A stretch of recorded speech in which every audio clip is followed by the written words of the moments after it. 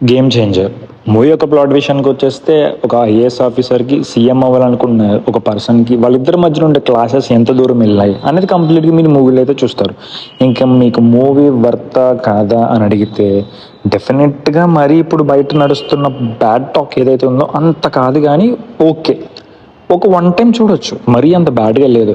But the thing ఏంటంటే జనరల్గా మనకి శంకర్ గారి ఫిల్మ్స్ ఎవరైతే రెగ్యులర్గా ఫాలో అవుతూ ఉంటారో వాళ్ళకి ఇది చాలా రొటీన్గా అనిపిస్తుంది. రొటీన్ టెంప్లెట్, చూసిన సీన్లే అవే, ఒక పర్టికులర్ థింగ్స్, జనాలు జరుగుతున్న అన్యాయాల గురించి రావడం, మళ్ళీ చెప్పడం, సో దాన్ని రీక్రియేట్ చేయడం, అలా అలా ఒక రొటీన్ డ్రామాకి వెళ్ళిపోతుంది అనమాట.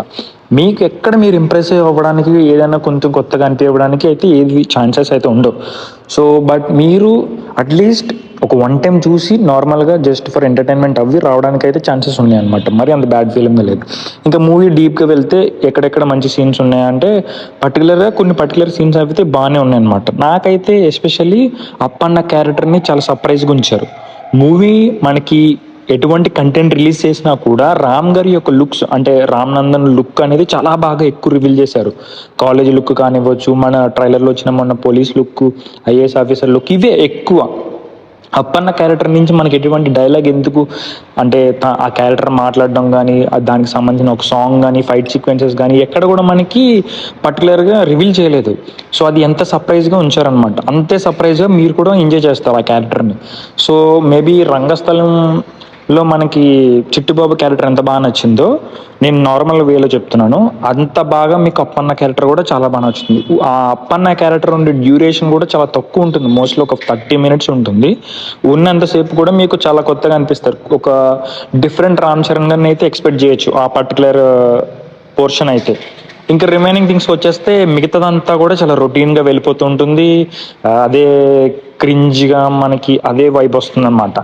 బట్ సమ్వేర్ మీకు ఆ ఫీల్ వస్తున్నప్పుడల్లా కొంచెం యూనిక్గా ఉంటుంది సెకండ్ హాఫ్ అయితే. యూనిక్ ప్రజెంటేషన్ అనేది అక్కడక్కడ కనబడుతుంది. ఆ ఎలక్షన్ టైంలో కానివ్వచ్చు, యూనిక్గా అంటే దీన్ని అంటే జరుగుతున్న వాటిని కొంచెం ఇంకా డబల్ డోస్ చేసి చూపిస్తారనమాట. అది బాగుంది. అదొక కొత్త థాట్ అనిపించింది నాకు. అంటే ఇప్పుడు నార్మల్గా జరుగుతున్న అన్యాయాన్ని రివర్స్గా మార్చి ఏదో ఒకటి ట్రై చేసి హీరో ఎలాగోలా చేంజ్ చేసి ప్రజల్లోకి ఆ మార్పుని తీసుకొస్తారు. ఈ స్టేజ్కి వచ్చేసిన తర్వాత కూడా మార్పుని కాకుండా డిఫరెంట్గా ఒక ఐడియాని అయితే ట్రై చేశారు. అది నాకు బాగా నచ్చింది అనమాట. సో కంప్లీట్లీ రైటింగ్ అంతా సుబ్బరాజు గారిది కాబట్టి ఆయన బాగా రాసుకున్నారు ఈ సబ్జెక్ట్ని అనిపించింది నాకు. శంకర్ గారు స్క్రీన్ ప్లే అనేది మనం ప్రీవియస్ ఫిలిమ్స్ అన్నీ చూసుకుంటే చాలా టెక్నికల్గా కానివ్వచ్చు, చాలా ఇలాంటి సొసైటీ పాలిటిక్స్ చెప్తున్నప్పుడు చాలా కొన్ని పాయింట్స్ అనేవి చాలా కొత్తగా చెప్తారు ఆయన. అవి సెకండ్ హాఫ్లో మీకు అక్కడక్కడ కనబడితే మెజారిటీ, అండ్ ఇంకా మిగతాదంతా రొటీన్గానే ఉంటుంది. సో ఆయన కమర్షియల్ ఫిలిం తీయాలనే ఇంటెన్షన్ తోటి చాలా వరకు ఎలివేషన్స్, ఈ అంటే హీరోకి ఎక్కువ ఎంట్రీ సీను, ఒక ఎంట్రీ సాంగ్ అన్నట్టు ఆ స్ట్రెచ్చర్లోకి లాగుతుంది ఫస్ట్ హాఫ్ అంతా. మీకు మెజారిటీ ఆఫ్ ద సినిమాలో మీరు బాగా ఇంప్రెస్ అయ్యేది అంటే సెకండ్ హాఫ్ కొంచెం అటు ఇటుగా. అండ్ ఇంకా నాకు సాంగ్స్ విషయానికి వచ్చేస్తే సమ్వేర్ అన్ని సాంగ్స్ కంటే జరగంటి సాంగ్ ఒక్కటే కొంచెం బెటర్గా అనిపించింది. ఒక సాంగ్ లేపేశారు, మనకి డ్యూరేషన్ చాలా లెంత్ ఎక్కువైపోతుందని. మేబీ ఈ సినిమాని కానీ ప్రాపర్గా కట్ చేసుకుని ఫస్ట్ హాఫ్లో అవసరం లేని సీన్లు కొన్ని కట్ చేసి కొంచెం మెజారిటీగా ఉన్న క్యారెక్టర్స్ తోటి లిమిటెడ్గా పెట్టుకుని ఉండుంటే డెఫినెట్గా సినిమా అనేది రీచ్ అనేది కొంచెం అట్లీస్ట్ ఈ సంక్రాంతి మూమెంట్ కాబట్టి ఒక మిక్స్డ్ టాక్ తోటి ఒక బిలో యావరేజ్ అట్లీస్ట్ ఒక హిట్ స్టేటస్ వరకు వెళ్ళేదేమో. కానీ టాక్ అనేది చాలా ఘోరంగా ఉంది బయట అయితే. బట్ నేనైతే నాకు అనిపించిన ఫీలింగ్ ఏంటంటే మరీ అంత బ్యాడ్ ఫీలింగ్ కాదు, కానీ రామ్ చరణ్ గారు ఉన్నారు, అలాగే కొన్ని క్యారెక్టర్స్ ఇంపార్టెంట్ ఉన్నాయి కాబట్టి సంక్రాంతి వైబ్లో ఉన్నాం కాబట్టి మనం వన్ టైం వెళ్ళి చూసి రావచ్చు. అండ్ ఇంకా తమన్ విషయానికి వచ్చేస్తే తమన్ గారు కొన్ని సీక్వెన్సెస్కి రిపీటెడ్ బీజిఎం అనిపించింది నాకు కొత్తగా. మరి ఎందుకు మేబీ ఆ సీక్వెన్సెస్కి కంటిన్యూస్గా మనకి ఏదైతే ట్రైలర్లో వింటున్నామో అది ఎక్కువ రిపీటెడ్ అయిందనమాట.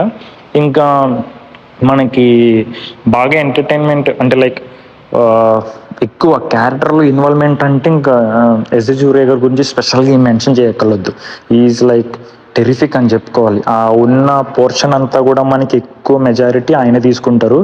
అసలు నెగిటివ్ రోల్లో అంటే ఈ మధ్య ఇరగదీసి పడేస్తున్నారు ఆయన. లాస్ట్ ఫిలిం సరిపోయింది శనివారంలో ఎలా అయితే కిక్ ఇచ్చారో దానికంటే కొంచెం డబల్ డోస్ ఉంటుంది ఇందులో. చాలా బాగా చేశారు. అండ్ ఇంకా సునీల్ అండ్ వినల్ కిషోర్ గారు పెద్ద పోర్షన్ ఉండదు, అనవసరంగా పెట్టారేమో అనిపించింది. ఆ ట్రాక్ అయితే వేస్ట్ అది. ఆ, సునీల్ క్యారెక్టర్ కూడా చాలా ఇంట్రెస్టింగ్ ఉంటుంది, ఏదో కామెడీ పరంగా యూజ్ చేసుకోకుండా డిఫరెంట్గా యూజ్ చేశారు ఆయన్ని, అది నాకు బాగా అనిపించింది. సినిమాటోగ్రఫీ అయితే అసలు వర్కౌట్ కాలేదు. కొన్ని వర్క్ అనేది మేబీ అది సీజీ వర్క్స్ అనేది చాలా క్లియర్గా తెలిసిపోతుంది. ముఖ్యంగా చెప్పాలంటే సెకండ్ హాఫ్లో ఒక పర్టికులర్ సీన్లో మనకి ఎస్ఏ సూర్య గారిది హెయిర్ ఉండదు, ఆ పర్టికులర్ పోర్షన్లో అర్థమైపోయింది అక్కడే.